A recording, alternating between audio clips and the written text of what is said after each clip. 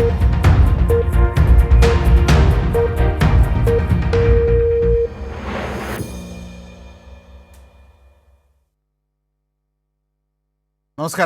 Evening ഡിബേറ്റിലേക്ക് സ്വാഗതം. Cinema മേഖലയിലെ ശുദ്ധീകരണം തുടരുകയാണ്. അന്വേഷണ സംഘത്തെ സർക്കാർ നിയോഗിച്ച് ദിവസങ്ങൾ മാത്രം പിന്നിട്ടപ്പോൾ 20ഓളം പരാതികൾ, അതിൽ 7 കേസുകൾ രജിസ്റ്റർ ചെയ്തു. സർക്കാർ നൽകിയ കരുത്തിലും നടപടിയിലും ഇരകൾ നേടിയ ധൈര്യം ശ്ലാഘനീയമാണ്. വലിയ ശ്രമമാണ് ജനകീയ ഭരണകൂടത്തിൻ്റെ ഭാഗത്തു നിന്നുണ്ടായത് എന്ന് തന്നെ ബോധ്യപ്പെടുത്തുകയാണ് ഈ നിമിഷങ്ങളൊക്കെയും. തീർച്ചയായും അനിവാര്യമാണ്. പക്ഷേ സമൂഹം എന്ന നിലയിൽ നാം ചില കാര്യങ്ങളിൽ ശ്രദ്ധിക്കേണ്ടതുണ്ട്. ചില വശങ്ങൾ മാത്രം ഉയർത്തി പൈങ്കിളി രസങ്ങൾ ഉയർത്തുന്ന മഞ്ഞപ്പത്രത്തിൻ്റെ നിലവാരത്തിലേക്ക്, കേവലം സദാചാര പോലീസ് സിൻഡ്രത്തിലേക്കും നാം ചുരുങ്ങരുത്. ഇത് സർക്കാരിൻ്റെ വലിയൊരു എഫർട്ടാണ്. കാലാകാലങ്ങളായി അടിഞ്ഞുകൂടിയ പുരുഷ കേന്ദ്രീകൃത ദുർമേധസിൻ്റെ ആകത്തുകയാണ് സിനിമയിലടക്കം മേഖലകളിൽ പ്രതിഫലിക്കുന്ന സ്ത്രീവിരുദ്ധത. അതിൽ ചിലതിലേക്ക് മാത്രം ചുരുക്കാതെ സമഗ്രമായ ശുദ്ധീകരണത്തിനുള്ള സർക്കാർ പ്രക്രിയകൾക്ക് അനുഗുണമായ രീതിയിൽ നാം നിന്നു കൊടുക്കണം. നിയമപരവും ആധുനിക സമൂഹത്തിന് യോജിച്ചതുമായ നിലയിലേക്ക് നാം സമൂഹമെന്ന നിലയിൽ ഉയരേണ്ടതുണ്ട്. മാധ്യമങ്ങളെ അടക്കം സമൂഹമെന്ന നിലയിൽ നാം ഉയർത്തേണ്ടതുണ്ട്. ഇതാണ് ഇന്ന് ഇപ്പോൾ ഈവനിംഗ് ഡിബേറ്റ് ചർച്ച ചെയ്യുന്നത്. റജി ലൂക്കോസ്, പ്രൊഫസർ ഷിലു ജാസ്, സിനിമാ പ്രവർത്തകൻ സംവിധായകൻ ബൈജു കൊട്ടാരക്കര എന്നിവരാണ് നമ്മുടെ ചർച്ചയെ സമ്പന്നമാക്കുന്നത്. ആദ്യം റജി ലൂക്കോസിലേക്ക്. റജി ലൂക്കോസ്, 20ഓളം പരാതികളാണ് വിവിധ കോണുകളിൽ നിന്ന് ഉയരുന്നത്. 7ഓളം കേസുകൾ എടുക്കുന്നു, ബാക്കിയുള്ളവയ്ക്കുള്ള നടപടികൾ പൂർത്തിയാക്കിക്കൊണ്ടിരിക്കുന്നു. ദിവസങ്ങൾ മാത്രം പിന്നിടുന്ന ഘട്ടത്തിലാണ്, അന്വേഷണ സംഘത്തെ പ്രഖ്യാപിച്ച് ദിവസങ്ങൾ മാത്രം പിന്നിടുന്ന ഘട്ടത്തിലാണ് ഇത്തരത്തിൽ ഉള്ള കേസുകൾ എത്തുന്നു. ഇരകൾക്ക് ധൈര്യമുണ്ടാകുന്നു, മറ്റ് പല കേന്ദ്രങ്ങളിലെയും ആടി ഉലയുന്നു. ഈ തരത്തിലേക്കൊക്കെ നീങ്ങുന്നത് അത് ഇന്ത്യയിൽ തന്നെ മാതൃകാപരമായാണ് ഈ സംസ്ഥാനം മുമ്പോട്ട് വെക്കുന്നത്. ഇതിനെ എങ്ങനെയൊക്കെയാണ് കാണേണ്ടത് ഈ ഘട്ടത്തിൽ? റജി ലൂക്കോസ്. ജിംഷാദ്, ഇതിനെ 2 രീതിയിൽ നമുക്ക് കാണാൻ പറ്റും. ഒന്ന്, തങ്ങൾ ഈ സിനിമാ മേഖല അനുഭവിച്ചുകൊണ്ടിരുന്ന എന്താ പറയാ അവഗണനയും വിവേചനവും സ്ത്രീവിരുദ്ധതയും അത് തുറന്നു പറയാനായിട്ട് വർഷങ്ങളായിട്ട് അടിച്ചമർത്തപ്പെട്ടിരുന്ന ഒരു സ്ത്രീ സമൂഹം തുറന്നു പറയാനുള്ള അവസരം കിട്ടി. മാധ്യമങ്ങളിലൂടെ അല്ലാതെയും അന്വേഷണ ഏജൻസിന് മുമ്പേയും തങ്ങളുടെ അനുഭവങ്ങൾ തുറന്നു പറയാനുള്ള ഒരു അവസരം ഈ സർക്കാർ ഉണ്ടാക്കി കൊടുത്തു എന്നത് ചരിത്രത്തിന്റെ ഭാഗമായി മാറാൻ പോയ പിണറായി വിജയൻ സർക്കാർ ആ കാര്യത്തിൽ ചരിത്രത്തിലേക്ക് പ്രവേശിക്കുന്നു. നേരത്തെ പറഞ്ഞത് ഇന്ത്യയിൽ മാത്രമല്ല ലോക ചരിത്രത്തിൽ ഇന്നുവരെ ഇങ്ങനെ ഒരു അന്വേഷണ കമ്മിറ്റി ഉണ്ടായിട്ടില്ല. കമ്മിറ്റി ഉണ്ടായിട്ടില്ലെന്ന് മാത്രമല്ല, ഈ രീതിയിലുള്ള നടപടിയിലേക്ക് പോലും ആരും കടന്നിട്ടില്ല. ഇപ്പൊ ബോംബെയിലെ നമ്മുടെ അനുപം ഖേറിനെതിരെയുള്ള മീറ്റു വിവാദമൊക്കെ വ്യാപകമായി ചർച്ച ചെയ്യപ്പെട്ടെങ്കിലും ഒരു നിയമ നടപടിയിലേക്ക് ആ സർക്കാരോ അല്ലെങ്കിൽ കേന്ദ്ര സർക്കാരോ അല്ലെങ്കിൽ മഹാരാഷ്ട്ര സർക്കാരോ കടന്നിട്ടില്ല.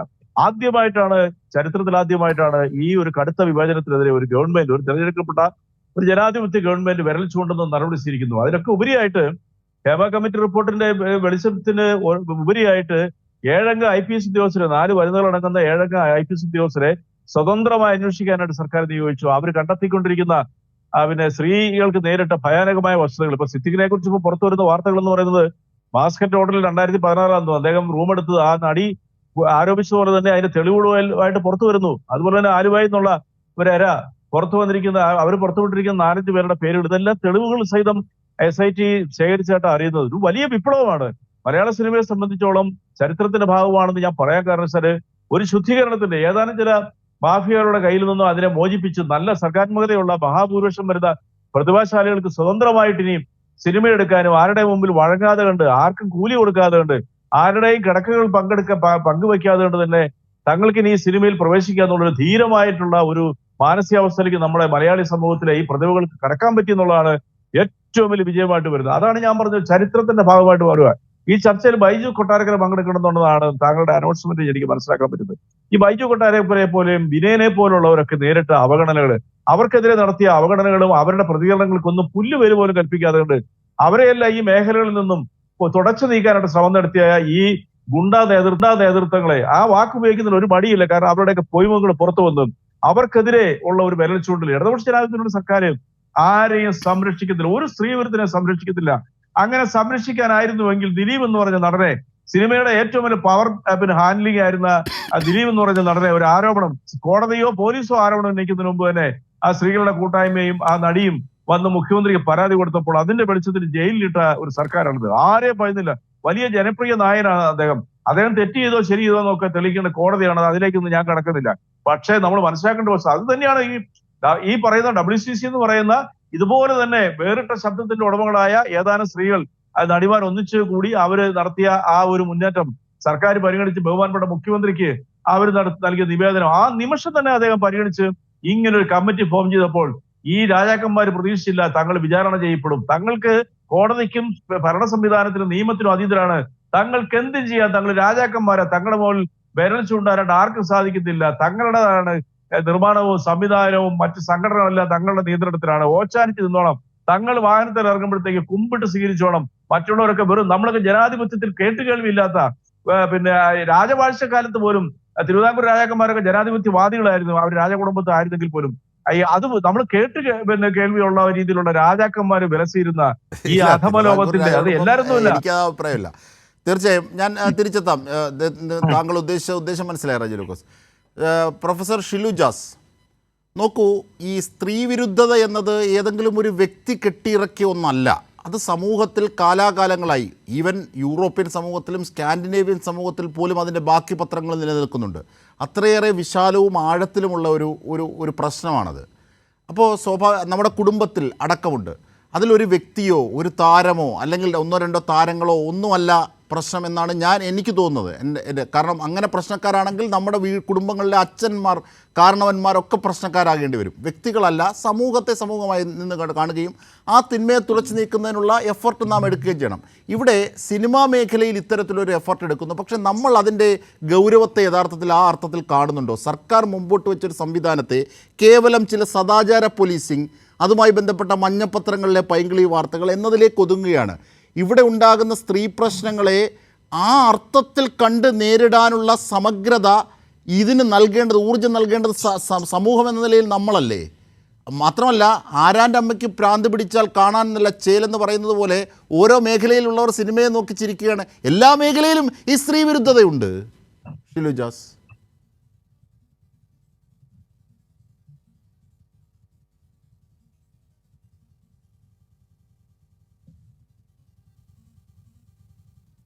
ജസ്റ്റ് കേൾക്കാമോ?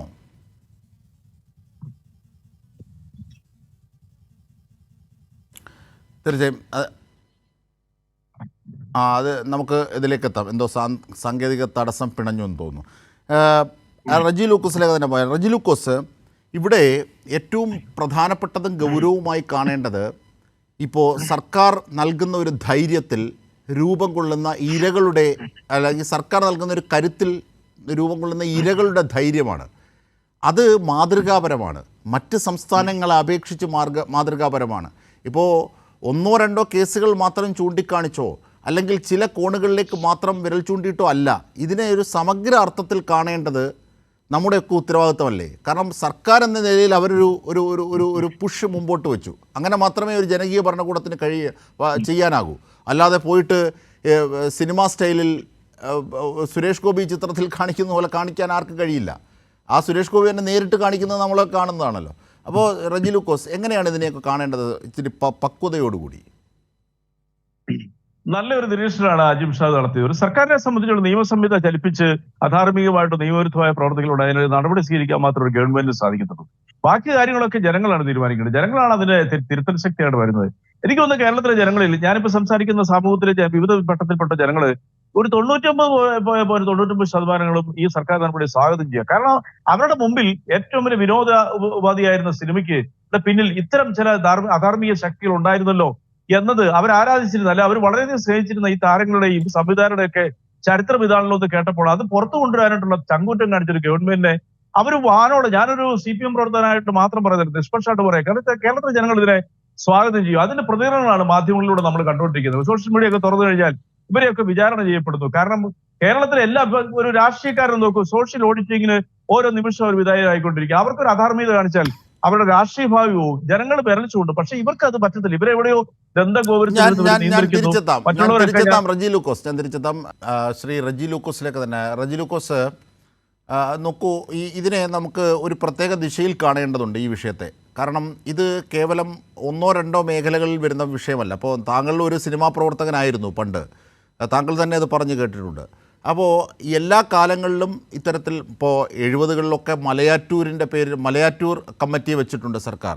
പിന്നീട് അച്യുതമേനോൻ്റെ ഭരണകാലത്തിന് ശേഷം അച്യുതമേനോൻ്റെ കാലത്താണെന്ന് തോന്നുന്നു മലയാറ്റൂരിനെ വെച്ചത്. പിന്നീട് എന്താണ് 2014 ഇത്തരത്തിൽ കമ്മിറ്റി വെച്ചു. അടൂർ ഗോപാലകൃഷ്ണൻ ഉള്ളവരെ വെച്ചു. ഇങ്ങനെയൊക്കെയുള്ള നിരവധി കാലങ്ങളായി ഇത്തരത്തിൽ കമ്മിറ്റികളും അതിൻ്റെ അന്വേഷണങ്ങളും ഒക്കെ തുടരുകയാണ്. പക്ഷേ ഈ രീതിയിൽ ക്രിയാത്മകമായി ഉണ്ടാകുന്നത് ഈ സർക്കാരിന് അവകാശപ്പെട്ടത് തന്നെയാണ്. അതാണിപ്പോൾ പ്രവർത്തിച്ചുകൊണ്ടിരിക്കുന്നത് സമൂഹത്തിൽ. പക്ഷേ സമൂഹം എന്ന നിലയിൽ അതിനോട് നമ്മൾ ക്രിയാത്മകമായി പ്രവർത്തിക്കേണ്ടതുണ്ട്. തീർച്ചയായിട്ടും നമ്മുടെ ഒരു ബാധ്യതയും കൂടിയാണ്. ഇപ്പൊ നമ്മളൊരു ഉദാഹരണം പറയാം. ഇപ്പൊ നമ്മുടെ ഐക്യരാഷ്ട്രസഭയിൽ പ്രതിപാദിക്കപ്പെട്ട ഒരു പേരാണ് ജനകീയ ആസൂത്രണം എന്ന് പറയുന്നത്. ഈ ജനകീയ ആസൂത്രണം അതുപോലെ തന്നെ നമ്മുടെ മറ്റേ ആ രീതിയിലുള്ള സ്ത്രീകളെ ഉദ്ധരിക്കുന്നതിന് വേണ്ടിയിട്ടുള്ള പിന്നെ പരിപാടികള്, കുടുംബശ്രീ പോലുള്ള പരിപാടികള്, ഇതെല്ലാം നമ്മുടെ ഗ്രാമീണ അന്തരീക്ഷത്തിലുള്ള സ്ത്രീകളെ പോലും സമൂഹത്തിന്റെ മുഖ്യധാരയിലേക്ക് വന്ന് കാര്യങ്ങളെല്ലാം അവതരിപ്പിക്കുന്ന രീതിയിലേക്ക് അവരെ വളരെയധികം ശാക്തീകരിക്കപ്പെട്ടു. ഇപ്പൊ കുടുംബശ്രീയുടെ ഉൽപ്പന്നങ്ങൾ ലോകവ്യാപകമായിട്ട് തന്നെ വിറ്റഴിക്കപ്പെടുന്നുണ്ട്. അതെല്ലാം ഈ ഇടതുപക്ഷ സർക്കാരിന്റെ ഒരു നേട്ടമാണ്. അതിനെ ഈ സിനിമയുടെ ഇപ്പോൾ പുറത്തു വന്നിരിക്കുന്ന വിഷയങ്ങൾ ഒരു പൈങ്കിളിവൽക്കരിച്ച് അതിനെ അതിന്റെ ഗ്രാവിറ്റിയിൽ നിന്നും മാറ്റി ഒരു എന്താ പറയാ ഈ ഒരു സെൻസേഷണൽ ആയിട്ട് കൊണ്ടുവരാൻ ചില ശ്രമിക്കുന്നില്ല. തെറ്റാണ്. ഇതിന്റെ ഗുണഫലങ്ങൾ അപാരമാണ്. ഇപ്പൊ നമ്മുടെ സമൂഹത്തില് നമ്മൾ ആരും വിചാരിക്കുന്ന രീതിയിലുള്ള പിന്നെ വിവേചനങ്ങൾ നേരിട്ടുകൊണ്ടിരുന്ന ഒരു സമൂഹത്തില് പിന്നെ ഭയപ്പാടുകൂടി അവസരങ്ങൾ നഷ്ടപ്പെടുവോ, ചെറിയ രീതിയിലാണെങ്കിലും വരുമാനം ഉണ്ടാക്കുന്ന ഈ മാർഗം അടയ്ക്കപ്പെടുന്ന ഒരു സാഹചര്യത്തിൽ മിണ്ടാതിരുന്ന ആ സമൂഹത്തിനെ മിണ്ടിക്കാൻ കഴിഞ്ഞു എന്നുള്ളതാണ് ഈ LDF സർക്കാർ നേടിയ ഏറ്റവും വലിയ നേട്ടം. അത് ചെറിയൊരു നേട്ടമല്ല, അതാണ് ചരിത്രത്തിന്റെ ഭാഗം എന്ന് പറയുന്നത്. വലിയ രീതിയിലുള്ള മുന്നേറ്റമാണ് ഇക്കാര്യത്തിൽ ഉണ്ടായിരിക്കുന്നത്. അത് വലിയ വലിയ നേട്ടങ്ങളിലേക്ക് കൊണ്ടു. അത് സമൂഹത്തിലെ വിവിധ രീതിയിലുള്ള പ്രവർത്തന മേഖലയിലുള്ള സ്ത്രീകൾക്ക് വലിയ ഉത്തേജനം നൽകിയിരിക്കുന്നു. ഒരു സംശയമില്ല കാര്യത്തിൽ. നമുക്കിപ്പോ ഒരു ഉദാഹരണം പറയാം. പണ്ട് സ്ത്രീകൾ എന്തെങ്കിലും പ്രശ്നങ്ങളുണ്ടെങ്കിൽ പോലീസ് സ്റ്റേഷനിലൊക്കെ പോകാൻ അവർക്ക് ഭയമായിരുന്നു. ഇന്ന് പോലീസ് സ്റ്റേഷനിലൊക്കെ ജനകീയ പോലീസ് സ്റ്റേഷനിലൊക്കെ വന്നതിന് ശേഷം അവിടെയൊക്കെ പോയി കാര്യങ്ങൾ അവതരിപ്പിക്കാനും പറയാനും ഒക്കെ നമ്മുടെ സ്ത്രീകളും കരുത്ത് വേർതിരിക്കുന്നു. അങ്ങനെ തദ്ദേശീയ ഭരണ കേന്ദ്രങ്ങളിലൊക്കെ അവരുടെ നേട്ടങ്ങൾ, അവർ ചെയ്യുന്ന പ്രവർത്തനങ്ങൾ, അവരുടെ ആശയങ്ങൾ പ്രകടിപ്പിച്ചുകൊണ്ട് സമൂഹത്തിലേക്ക് അവരെ കൊണ്ടുവരാനായിട്ട് ശ്രമിച്ചതൊക്കെ ചരിത്രത്തിന്റെ ഭാഗമാണ്. നമ്മുടെ ദേശീയ വനിതാ മുന്നേറ്റത്തിന്റെ പട്ടികയിൽ എടുക്കുകയാണെന്നുണ്ടെങ്കിൽ നമുക്ക് തൊട്ടടുത്ത് പോലെ ഇന്ത്യയിൽ വേറെ ഒരു സംസ്ഥാനമില്ല. ഏതാണ്ടുള്ളത് തമിഴ്നാട് മാത്രമല്ല. അതും വിദൂരമായ ഒരു അകൽച്ച അതിനകത്ത് പാലിച്ചിട്ടുണ്ട്. അപ്പൊ കേരളത്തിലെ സ്ത്രീ സമൂഹത്തിന് വേണ്ടി മാത്രം നിന്നിരിക്കുന്ന ഒരു സംസ്ഥാന സർക്കാരിന്റെ ഇടതുപക്ഷ ഗവൺമെന്റ്, ഞാനത് വാനോളം പൂഴ്ത്തി പറയാനുള്ള കാരണം എന്താ വെച്ചാല് മറ്റ് ഗവൺമെന്റുകൾക്കൊന്നും ഇതിനകത്തൊരു പങ്കില്ലാന്നൊന്നും ഞാൻ പറയുന്നില്ല. തീർച്ചയായിട്ടും അവർക്കൊക്കെ അവരുടേതായ പങ്കുകളുണ്ട്. പക്ഷെ അതിനെ ശക്തിയോടുകൂടി പവർഫുള്ളോടുകൂടി ഇംപ്ലിമെന്റ് ചെയ്തൊരു ഗവൺമെന്റ് എന്ന് പറയുന്നത് LDF സർക്കാരാണ്. യാതൊരു സംശയമില്ല കാര്യത്തിൽ. ഇപ്പൊ നമ്മുടെ ഇന്നലകളിലേക്ക് നോക്കി കേരളം എവിടെയാണ് ഉയരാതിരിക്കുന്നത്? ഏത് സെഗ്മെന്റിലെ കേരളം ഉയർച്ച പെടാതിരിക്കുന്നത്? ഇന്നിപ്പോ സ്ത്രീകൾ ഇപ്പൊ ഞാൻ ഉദാഹരണം പറയും, അഭിമാനത്തോടെ പറഞ്ഞു, എന്റെ നാട്ടിൽ ഏറ്റുമാൻ എന്ന് പറയുന്ന നാട്ടിൽ നിന്ന് ഒരു സ്ത്രീയും മക്കളും ലോറി ഓടിച്ചുകൊണ്ട്, ചരക്ക് ലോറി ഓടിച്ചുകൊണ്ട് ലോകം മുഴുവൻ, ഇന്ത്യ മുഴുവൻ യാത്ര ചെയ്യും. അവരിന്ന് വളരെ ഹിറ്റാണ്. അവരെ പല രാജ്ഭവനുകളിലേക്ക് അവരെ ക്ഷണിക്കുന്നു. അവര് ലോറി തന്റെ അടുത്തോടുകൂടി ഈ പറയുന്ന രാജ്യത്തിന്റെ എല്ലാ മേഖലകളും അവര് 1-2 സംസ്ഥാനം പോകാറുള്ളൂ. അങ്ങനെയൊക്കെയുള്ള സ്ത്രീ ശാക്തീകരണത്തിന് ഉള്ള ഒരു വാതിൽ തുറന്നു കൊടുത്ത ആരാ?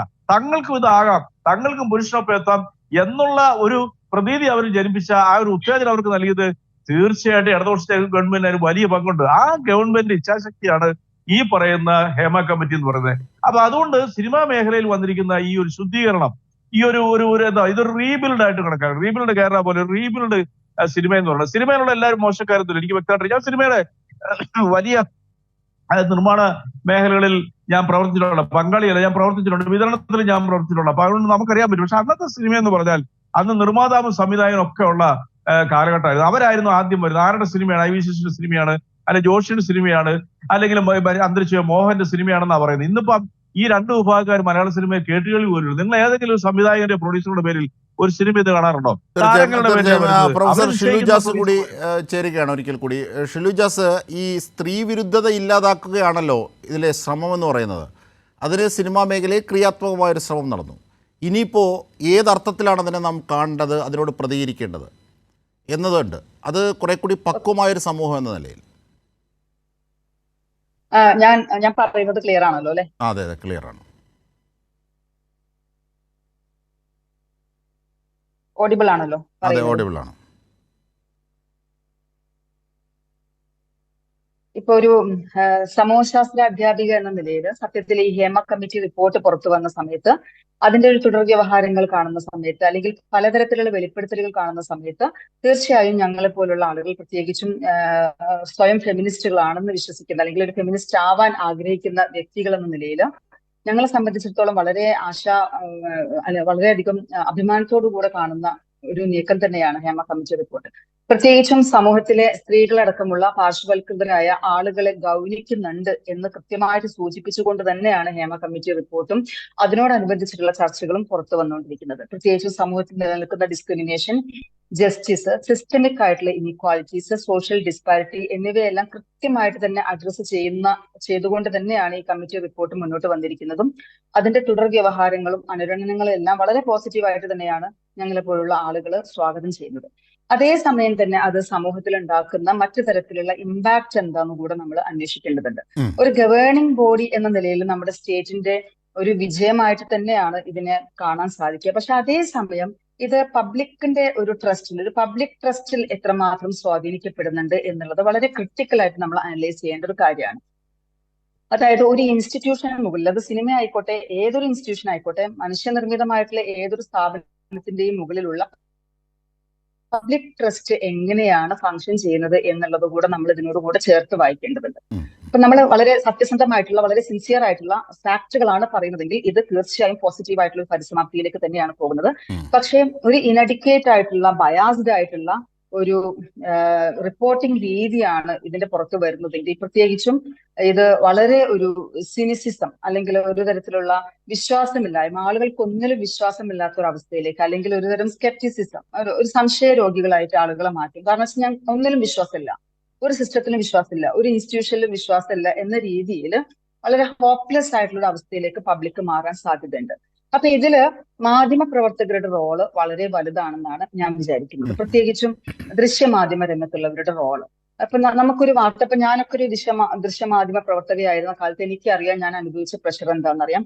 ഒരു വാർത്ത നമ്മുടെ കയ്യിൽ കിട്ടിക്കഴിഞ്ഞാൽ അതിൽ കൃത്യതയുണ്ടോ, അല്ലെങ്കിൽ അതിൽ സത്യത്തിന്റെ എലമെന്റ് എത്രമാത്രമുണ്ട്, അത് സിൻസിയർ ആണോ, അതിന്റെ സോഴ്സ് സിൻസിയർ ആണോ എന്നൊക്കെ അന്വേഷിക്കാനുള്ള ഒരു സമയം നമുക്ക് പലപ്പോഴും കിട്ടാറില്ല. അപ്പൊ നമ്മൾ പലപ്പോഴും എന്ത് കിട്ടിയാലും നമുക്ക് അത് ഭയങ്കര എക്സ്ക്ലൂസീവ് ആണ് അല്ലെങ്കിൽ ബ്രേക്കിംഗ് ആണ് എന്നൊക്കെ പറഞ്ഞ് നമ്മൾ ചാടി പുറപ്പെട്ടൊരു കാര്യം ചെയ്യുന്ന സമയത്ത് ഒരു പബ്ലിക്കിന്റെ ട്രസ്റ്റ് ആണ് നമുക്ക് നഷ്ടപ്പെട്ടു പോകുന്നത് എന്നുള്ളത് വളരെ പ്രധാനപ്പെട്ട കാര്യമാണ്. പലപ്പോഴും മാധ്യമ പ്രവർത്തനങ്ങൾ ഒരു വാർത്ത റിപ്പോർട്ട് ചെയ്യുന്ന രീതി, പ്രത്യേകിച്ചും കേരളത്തിലെ ഒരു ആംബിയൻസിൽ നോക്കുന്ന സമയത്ത് അവരാണോ കുറ്റാന്വേഷകർ എന്ന് നമുക്ക് തോന്നിപ്പോകും. അല്ലെങ്കിൽ അവരെ ഏതെങ്കിലും സർക്കാർ ഏജൻസികൾ കുറ്റാന്വേഷണത്തിന് വേണ്ടിയിട്ട് ഏൽപ്പിച്ചിട്ടുണ്ടായിരുന്നോ എന്ന് തോന്നിപ്പിക്കുന്ന രീതിയിലാണ് മാധ്യമങ്ങൾ പലപ്പോഴും വാർത്തകൾ റിപ്പോർട്ട് ചെയ്യുന്നത്.